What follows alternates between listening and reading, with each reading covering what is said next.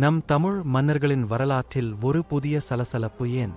பல்லவ மன்னர்கள் தமிழர்களா என்ற கேள்விக்கு இணையத்தில் இருக்கும் பதில், அவர்கள் தமிழ் மன்னர் இல்லை என்பதுதான். ஆனால் அது உண்மையா? ஐம்பெரும் காப்பியங்களில் ஒன்றான மணிமேகலையில் பல்லவ மன்னர்களைப் பற்றிய குறிப்புகளை நம்மால் அறிய முடிகிறது.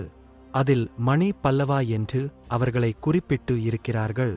இதை அடிப்படையாக வைத்து வரலாற்று ரீதியாக கிபி 2ஆம் நூற்றாண்டு முதல் கிபி 9ஆம் நூற்றாண்டு வரை அவர்கள் ஆட்சி புரிந்தனர் என்று குறிப்பிட்டுள்ளார்கள்.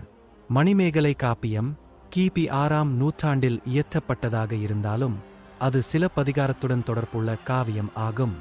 ஆனால் சிலப்பதிகாரம் இயற்றப்பட்டது 2ஆம் நூற்றாண்டில், சிலப்பதிகாரம் நடந்ததாக கூறப்படுவது கிமு காலகட்டமாகும் எனில், சிலப்பதிகாரத்தின் தொடர்ச்சியாக நடைபெறும் மணிமேகலை என்ற காப்பியமும் கிபி 1ஆம் நூற்றாண்டை சார்ந்து இருக்கலாம். இவை கால அளவைப் பற்றி எழுந்த கேள்விக்கான பதில் மட்டுமே எனில், பல்லவ மன்னர்கள் தமிழர்களா என்ற கேள்விக்கான விடை என்ன? பல்லவர்கள் தொண்டை மண்டலத்தில் ஆட்சி புரிந்தார்கள் என்பது நாம் அறிந்ததே.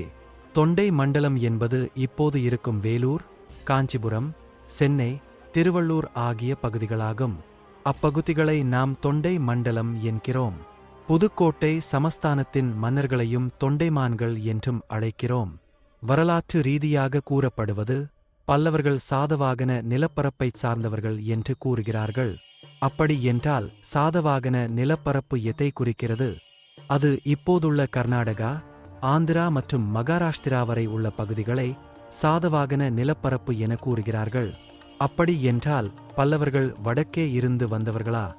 இதற்கான விடையை நமக்கு நந்திவர்மரின் வரலாற்றில் கிடைக்கிறது. அவர் வாதாபி வரை படையெடுத்து சென்று வென்று வந்தார் என்று வரலாற்று கல்வெட்டுகள் நமக்கு கூறுகின்றது. வாதாபி என்பதை இப்போது உள்ள பம்பாய் ஆகும் எனில், சாகவாகன நிலப்பரப்பு என வரலாற்று ஆய்வாளர்களால் கூறப்படும் நிலப்பரப்பு அனைத்தையும் நந்திவர்மர் தனது ஆட்சிக்கு கீழ் வைத்திருந்ததால் பல்லவர்கள் வடக்கே இருந்து வந்தவர்கள் என்ற கோணத்தில் கூறுகிறார்கள். பல்லவர்கள் குகை கோவில்கள் அமைப்பதிலும் பாறைகளை குடைந்து சிற்பங்கள் அமைப்பதிலும் சிறந்து விளங்கியுள்ளனர்.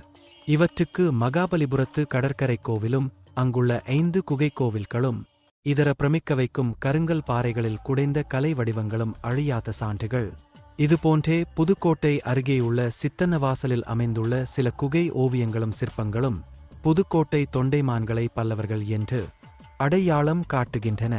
பல்லவர்களின் குடவரை கோயில்களின் கட்டடக்கலையை அடிப்படையாக வைத்துதான் வடக்கே உள்ள எல்லோரா கோவில்கள் கட்டப்பட்டுள்ளன. பல்லவர்களின் கலைதான் தெற்கே இருந்து வடக்கே சென்றதே தவிர பல்லவர்கள் வடக்கே இருந்து தென்னகத்திற்கு வரவில்லை.